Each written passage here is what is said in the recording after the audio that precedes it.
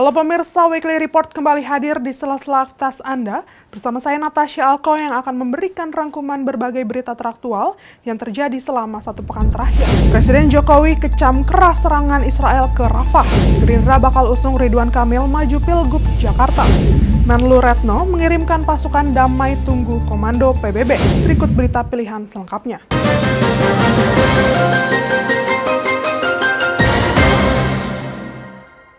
Presiden Joko Widodo mengecam keras serangan militer Israel ke Rafah, Palestina. Penegasan tersebut dilakukan Presiden sebagai respon atas eskalasi kekerasan yang terjadi baru-baru ini. Presiden Joko Widodo mengecam keras serangan militer Israel ke Rafah, Palestina. Penegasan tersebut dilakukan Presiden sebagai respons atas eskalasi kekerasan yang terjadi baru-baru ini. Presiden juga menekankan bahwa Israel harus mematuhi hukum internasional, termasuk perintah dari Mahkamah Internasional untuk menghentikan ofensif mereka terhadap Palestina. Kecaman tersebut menunjukkan sikap tegas Indonesia terhadap pelanggaran hak asasi manusia dan hukum internasional, serta mendukung perdamaian dan kestabilan di Timur Tengah. Sebelumnya, Mahkamah Internasional atau International Court of Justice telah memerintahkan Israel untuk menghentikan serangan mereka di Rafah. Putusan tersebut disampaikan pada Jumat 24 Mei lalu. Dalam putusannya, sebagaimana dikutip dari situs resmi, Mahkamah Internasional memerintahkan Israel untuk segera menghentikan serangan militernya dan tindakan lainnya di Rafah yang dapat mengakibatkan kehancuran fisik secara keseluruhan atau sebagian. Meskipun sudah berkali-kali saya sampaikan, tapi saya ingin mengulang lagi bahwa Indonesia mengecam keras serangan Israel ke Rafah.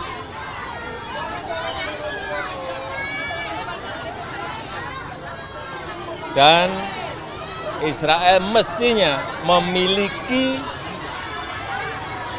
kewajiban untuk mentaati Mahkamah Internasional, termasuk penghentian ofensif serangan ke Palestina.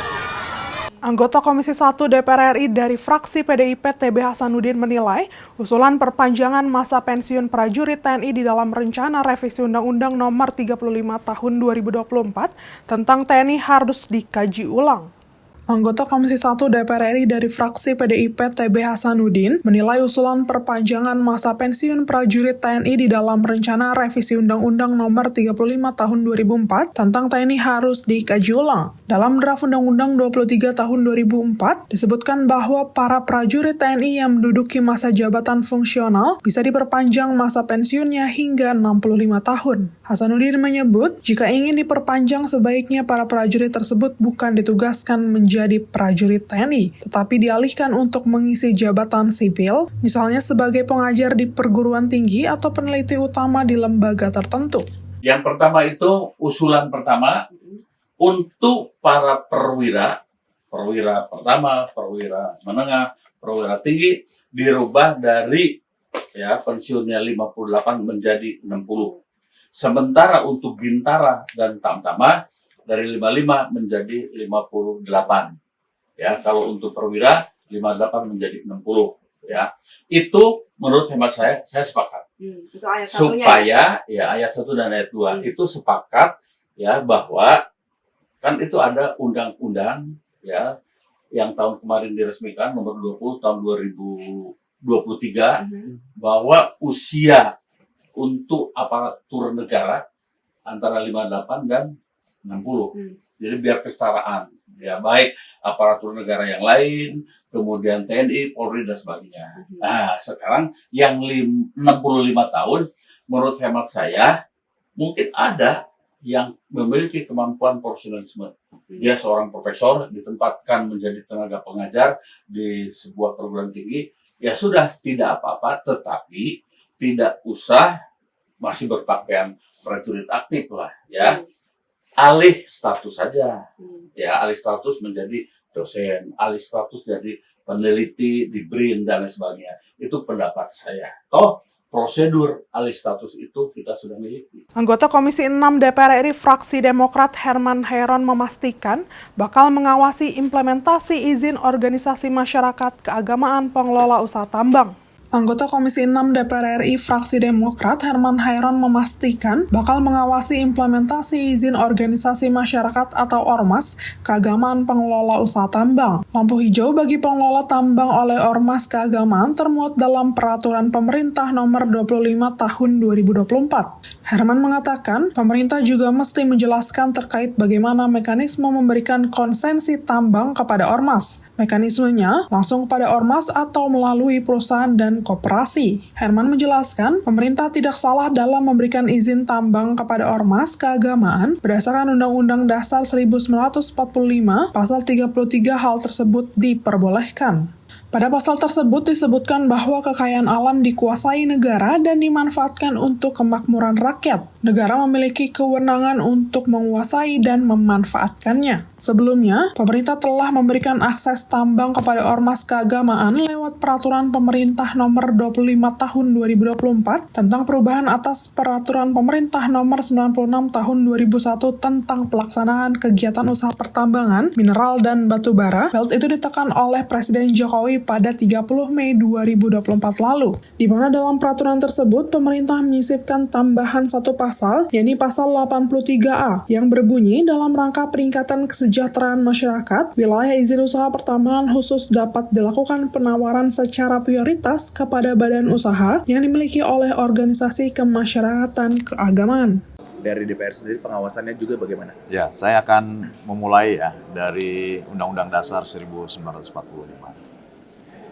Pasal 33 ayat 3 menyebutkan bahwa bumi dan air dan kekayaan alam yang terkandung di dalamnya dikuasai negara dan dimanfaatkan sebesar-besarnya untuk kemakmuran rakyat.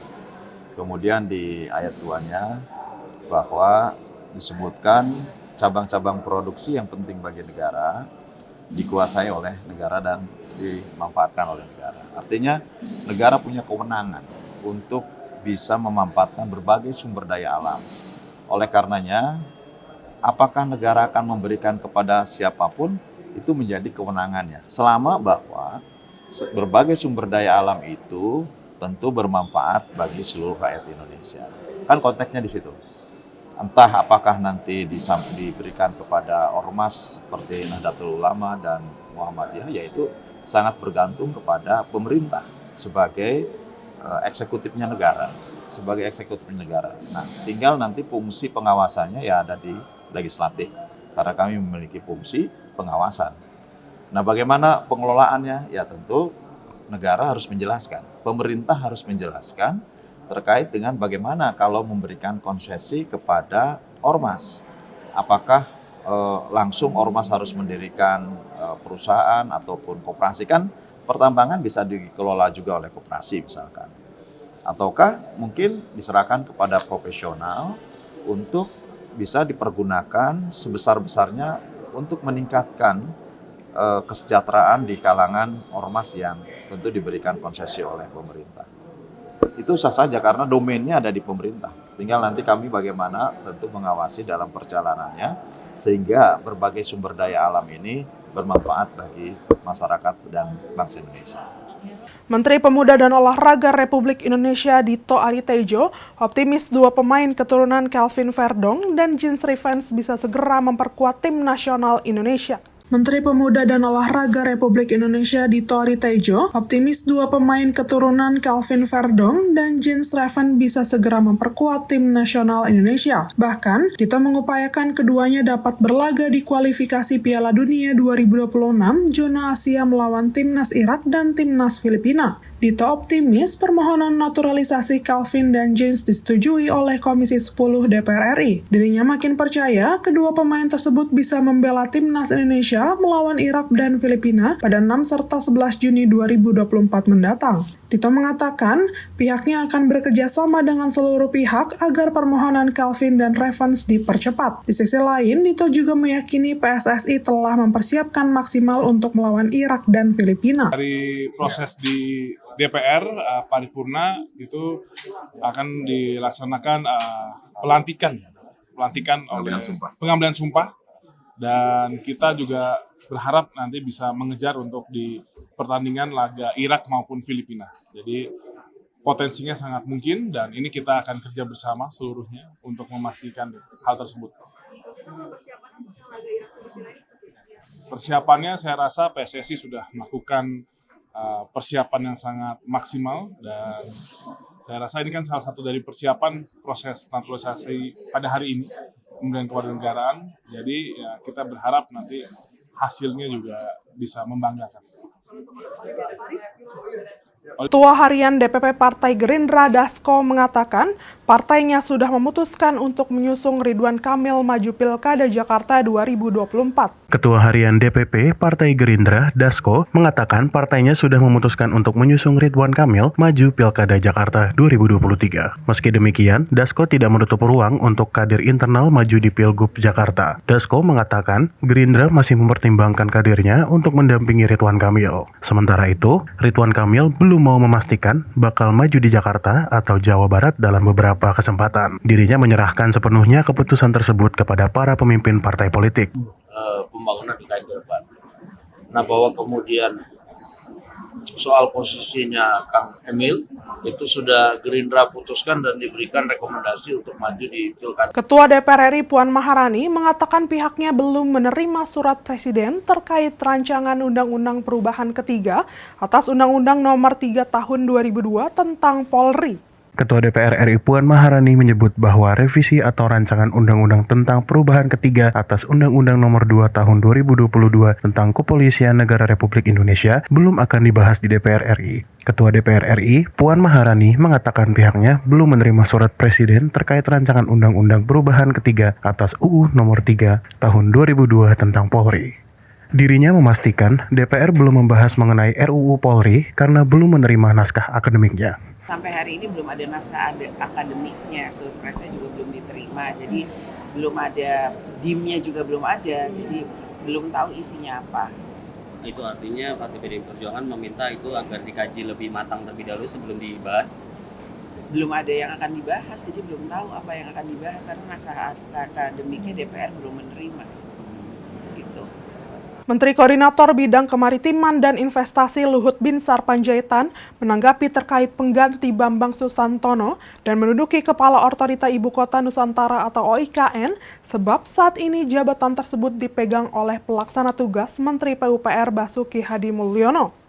Menteri Koordinator Bidang Kemaritiman dan Investasi Luhut Binsar Panjaitan menanggapi terkait mengganti Bambang Susantono untuk menduduki Kepala Otorita Ibu Kota Nusantara atau OIKN. Sebab saat ini jabatan tersebut dipegang oleh pelaksana tugas Menteri PUPR Basuki Hadi Mulyono. Luhut mengatakan hingga kini belum ada nama baru untuk menjabat sebagai Kepala OIKN. Dirinya menyatakan bahwa Basuki sudah bagus sebagai PLT. Luhut juga mengatakan Basuki akan tetap menjadi PLT Kepala OIKN sampai ada pengganti resminya. Supaya mungkin yang pejabat yang baru tidak mundur lagi. Pak Basuki jadi PLT kan sudah bagus. Kan masalahnya di situ sudah kita mampu identifikasi semua. Kok nggak ada yang masalah terlalu serius sekarang. Menteri Luar Negeri Retno Marsudi mengatakan wacana pengiriman pasukan damai Indonesia ke Palestina harus di bawah mandat PBB. Menteri Luar Negeri Retno Marsudi mengatakan wacana pengiriman pasukan damai Indonesia ke Palestina harus di bawah mandat PBB. Dalam rapat kerja dengan Komisi 1 DPR RI, Kementerian Luar Negeri beserta Komisi 1 membahas semua isu strategis, termasuk peran Indonesia dalam menjaga perdamaian di Palestina. Komisi 1 menyatakan dukungan sepenuhnya kepada Kemenlu untuk mengupayakan resolusi konflik hingga bantuan kemanusiaan di Timur Tengah. Berkaitan dengan wacana Menhan Prabowo Subianto untuk mengirim pasukan damai ke Palestina, Menlu menegaskan hal tersebut harus berdasarkan arahan dan mandatori Perserikatan Bangsa-Bangsa atau PBB. Retno Marsudi juga menyebut Indonesia belum mengirim bantuan pasukan damai ke Palestina. Sekarang sedang dikoordinasikan. Jadi kan kita melalui sebuah koordinasi,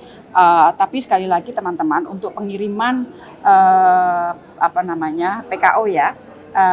Kalimat harus dilihat kalimat Bapak Prabowo, Pak Menhan, Presiden terpilih, bahwa Indonesia siap untuk mengirimkan pasukan perdamaian di bawah mandat PBB. Jangan dihilangkan kalimat di bawah mandat PBB.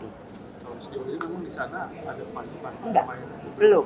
Makanya jangan dihilangkan kalimat di bawah mandat PBB. Ya. Ketua DPP PDI Perjuangan Said Abdullah menilai nama Ketua Umum PSI Kaisang Pangarep juga menarik bagi partainya untuk menghadapi Pilgub Jakarta 2024. Menurutnya, PDIP tidak dalam konteks memusuhi siapapun. Ketua DPP PDI Perjuangan, Said Abdullah, menilai nama Ketum PSI Kaisang Pangarep juga menarik bagi partainya untuk menghadapi Pilgub Jakarta 2024. Menurutnya, PDIP tidak dalam konteks memusuhi siapapun. PDIP tidak menampilkan figur manapun untuk Pilgub Jakarta. Dirinya mengatakan partai tidak melihat adanya musuh. Dirinya mengatakan dalam rangka kepentingan rakyat tidak memandang suka atau tidak suka terhadap seseorang. Kaisang juga menarik. Kata siapa bagi PDIP tidak menarik? PDIP tidak menafikan siapapun dan kami tidak dalam konteks untuk memusuhi siapapun. Kami ingin mencari pemimpin yang memang fokus untuk kepentingan masyarakat DKI Jakarta. Bukan soal orang per orang, saya tidak suka Bapak, Bapak tidak suka saya, tidak saya pilih, bukan seperti itu. Demikian rangkuman berita kali ini. Jangan lupa tetap saksikan Weekly Report untuk update berita selanjutnya. Tayang setiap minggu hanya di Berita Nasional TV. Saya Natasha Alko dan kru yang bertugas pamit undur diri. Selamat berakhir pekan dan sampai jumpa.